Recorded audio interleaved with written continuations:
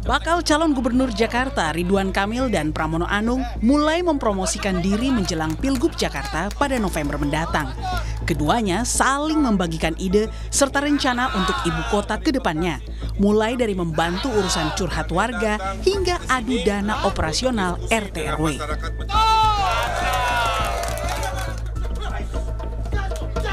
Ridwan Kamil menjanjikan anggaran operasional sebesar 100 hingga 200 juta untuk setiap RW di Jakarta agar setiap RW bisa mendanai sendiri pemukimannya.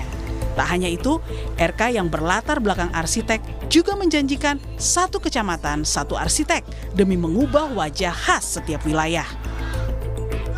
Maka salah satu programnya nanti RW-RW akan kita kasih anggaran minimal 100 sampai 200 juta. Kurani tolong ini. Karena saya sudah melakukan, Bu.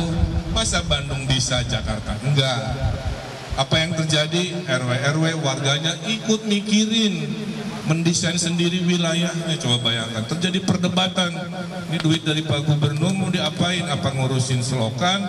Apa bikin gerbang, apa bikin modal UMKM warga RW-nya, silahkan. Jadi nggak semua urusan perintilan-perintilan harus semua diputuskan balai kota. Kita ada program satu kecamatan, satu arsitek, ya, yang tujuannya nanti mendampingi para RW-RW, lurah-lurah untuk mengubah wajah yang tadinya mirip-mirip kota lain menjadi khas hanya ada di Jakarta. Sementara sang penantang Pramono Anung menyoroti kecilnya insentif atau dana penyelenggaraan RT/RW di Jakarta. Pasangan usungan PDIP ini janji akan menaikkan 2 kali lipat insentif RT/RW menjadi 4 juta rupiah untuk RT dan 5 juta untuk RW. Kalau lihat di lapangan, apapun yang namanya RT/RW itu kan ujung tombak. Sekarang biaya operasional RT itu sekitar 2 juta, RW 2,5 juta. Kalau kami diberikan kesempatan, saya langsung aja sama Bang Dul bilang, kalau biayanya hanya sekitar 68 miliar per bulan. Kenapa sih kalau dikeluarkan, didabelin aja kan nggak terlalu berat dengan anggaran yang hampir 85-86 triliun. Dan saya yakin ini pasti akan terus meningkat. Maka mudah-mudahan di era kepemimpinan kami kalau diberikan kesempatan yang namanya biaya operasional untuk RT bisa didabelkan menjadi 4 juta, RW menjadi 5 juta, dan itu jumlahnya tidak terlalu banyak. Pramono juga menyinggung soal maraknya parkir liar di Jakarta. Ia pun menawarkan pembayaran parkir yang terdigitalisasi. Keberanian untuk memutuskan itu ada, termasuk urusan parkir. Sekarang kan udah era digitalisasi. Semuanya harus dilakukan secara begitu. Nggak bisa katakanlah memberikan ruang kepada seseorang parkir liar. Kalau itu ditertibkan, semua orang nurut. Selama yang mengelola parkir liar juga dilibatkan untuk penyelesaian pengembangan persoalan parkir di daerah itu. Tapi bukan premanisme ya, itu kita lawan. Bila RK dan Pramono mulai adu program untuk Jakarta, bakal calon dari jalur independen Dharma Pongrekun tampak masih belum membuat gebrakan. Terakhir, usai menjalani tes kesehatan 1 September lalu, Dharma meminta warga berkampanye untuknya di Pilgub Jakarta. Kami berjalan justru menggerakkan, silahkan adik-adik yang kampanye untuk kami. Ya, ingat ya, polanya berbeda. Kalau partai mungkin desentralisasi, kalau kami desentralisasi. Jadi biarkan semua relawan-relawan di setiap tempat bergerak sendiri-sendiri karena mereka menginginkan calon yang dipilihnya yang akan membela dan memperjuangkannya. Jadi jangan dilimpahkan kepada kami. Kalau memang ingin Jakarta ini aman, slogan kami Jakartaku aman. Jelang penetapan paslon di KPU 22 September nanti, adu gagasan dan program untuk kebaikan kota Jakarta bisa menjadi acuan dan bahan pertimbangan warga untuk memilih pemimpin yang sungguh-sungguh mau bekerja untuk warga Jakarta. Tim Liputan, Kompas TV.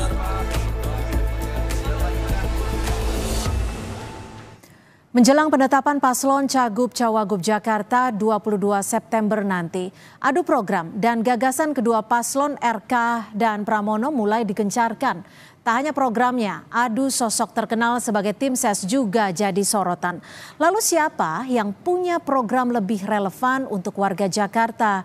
Dan seberapa besar pengaruh sosok yang didapuk sebagai ketua tim ses? Kita bahas bersama juru bicara tim ses kampanye Pramono Rano, sudah ada Mas Ciko Hakim, dan juga Ketua DPD Partai Golkar Jakarta, Bang Ahmad Zaki. Terima kasih Bang Zaki, Mas Ciko sudah bergabung bersama kami di Kompas Petang. Selamat sore, Assalamualaikum. Waalaikumsalam, selamat sore. Bang Zaki, ini koalisi Kim Plus akhirnya menunjuk Bendahara Umum Nasdem Bang Saroni sebagai Ketua Tim Ses RK Suswono. Apa penunjukan Saroni ini sudah disetujui oleh semua parpol di koalisi Anda? Sudah didiskusikan dan pada saat ini kita sedang melengkapi seluruh struktur nanti yang ada di tim kampanye Ridwan Kamil dan Pak Suswono. Jadi mudah-mudahan dalam waktu dekat akan diumumkan semuanya. Jadi sampai saat ini, sampai sore ini timnya belum lengkap ya artinya ya? Masih didiskusikan? Ada beberapa yang kita masih tunggu dari mitra-mitra koalisi di Kim.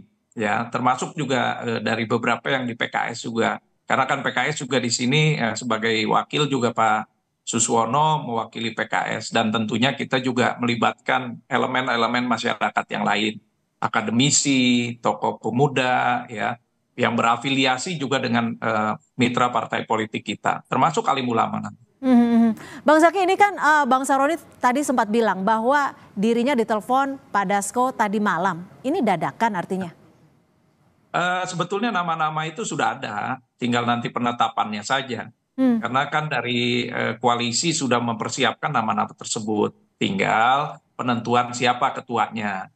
Kami yang lain berarti nanti masuk ke dalam jajaran wakil ketua itu. Jadi sebetulnya nama-namanya sudah ada, sudah di-store juga oleh mitra-mitra partai koalisi. Tinggal dipublikasikan ya? Ya.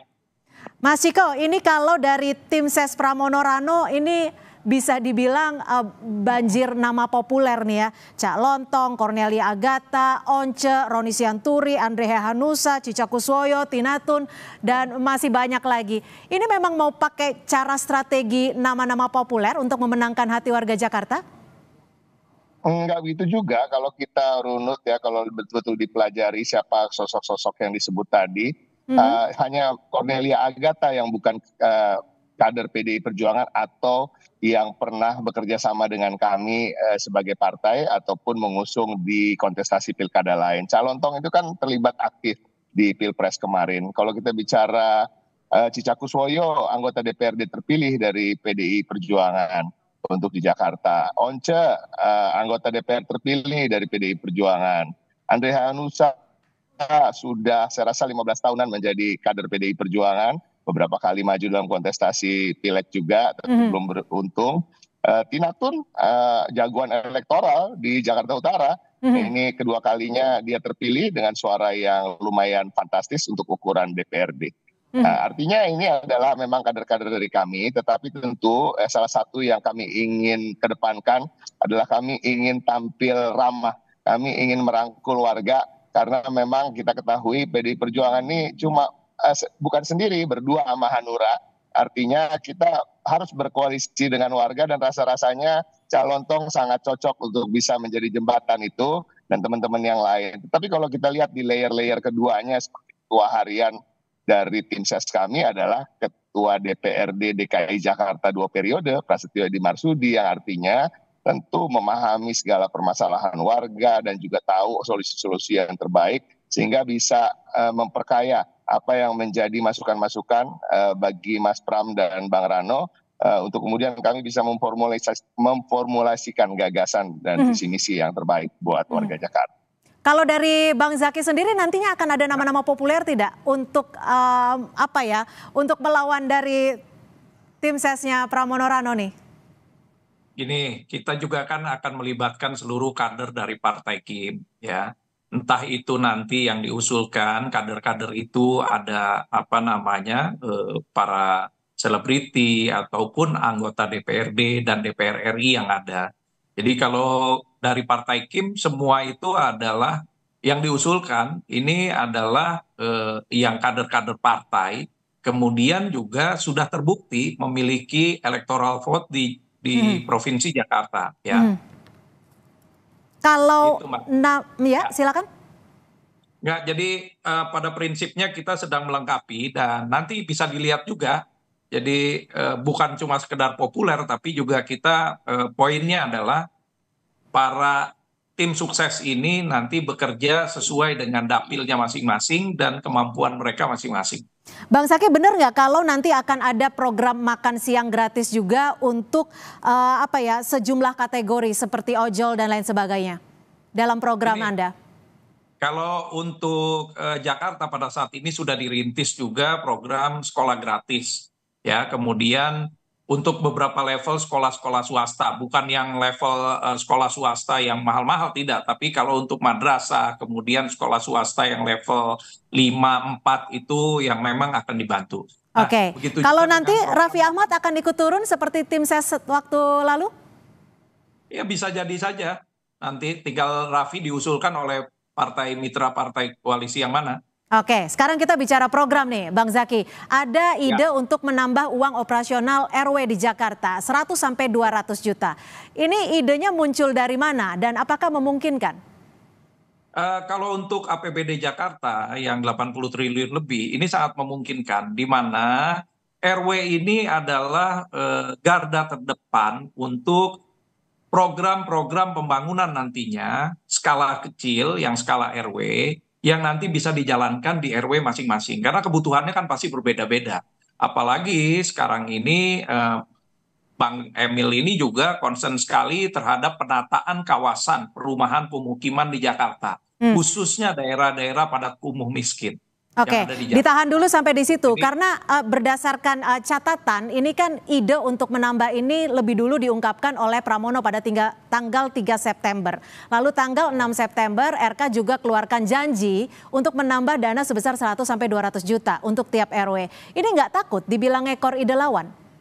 Nah, bedanya kita kan lebih kepada penataan konsepnya. Kalau tadi Pak Mas Pram kan bicara melipat gandakan uang untuk RT RW-nya, ya, insentifnya. Kalau kita justru lebih kepada program pembangunan penataan kawasan di RW-RW tersebut, itu Mbak. Oke, Mas Iko, kalau ide-ide dari Mas Pramono dan juga Bang Rano gimana nih?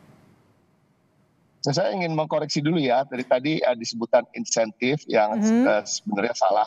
Karena yang kita tawarkan adalah dana operasional dan ini berbeda dengan insentif. Dana operasional ini artinya hal-hal yang terkait misalnya permintaan warga untuk fotokopi, warga untuk mengurus segala macam surat menyurat, kadang-kadang juga perlu biaya-biaya administrasi terkait materai dan lain-lain. Ini yang akan kita 2 kali lipatkan sehingga ini akan memudahkan warga memang nanti turunnya ke pengurus RT dan pengurus RW. Tapi terkait dengan dana tadi yang disampaikan 100 atau 200 juta, sebenarnya nggak ada masalah bagi kami. Bahkan kalau bisa 1 miliar, kalau uangnya ada. Kan permasalahannya itu. Kita bicara 80 sekian triliun, tetapi kan kita juga harus bicara terkait dengan prioritas-prioritas. Bagi kami, jujur, dan saya yakin juga di pihak yang lain, sampai hari ini belum betul-betul terangkum dan final semua yang menjadi visi misi maupun gagasan kami. Hari-hari ini kami lebih banyak menggali permasalahan-permasalahan dan berbicara dengan masyarakat dan juga tokoh-tokoh, juga dengan anggota-anggota DPRD dari DKI Jakarta. Tetapi pada prinsipnya gini, Mas Pram dan Bang Rano tentunya ingin mengedepankan terkait dengan kesejahteraan masyarakat. Kesejahteraan ini suatu hal yang sangat luas sifatnya. Kita nggak bisa bicara satu persatu, hanya sekolah, hanya kesehatan. Tetapi kita bicara juga apabila transportasi itu bisa dengan harga yang semurah mungkin atau bahkan gratis. Dan ini harus kita sinergikan dengan program-program pemerintah pusat tentunya. Karena nggak bisa Jakarta maupun daerah-daerah lain kadang-kadang sering calon-calon kepala daerah itu terjebak ketika berkampanye menyampaikan program-program yang sebenarnya agak-agak rancu, apakah itu program pusat, apakah itu program daerah, apakah bisa separuh-separuh, ya kan?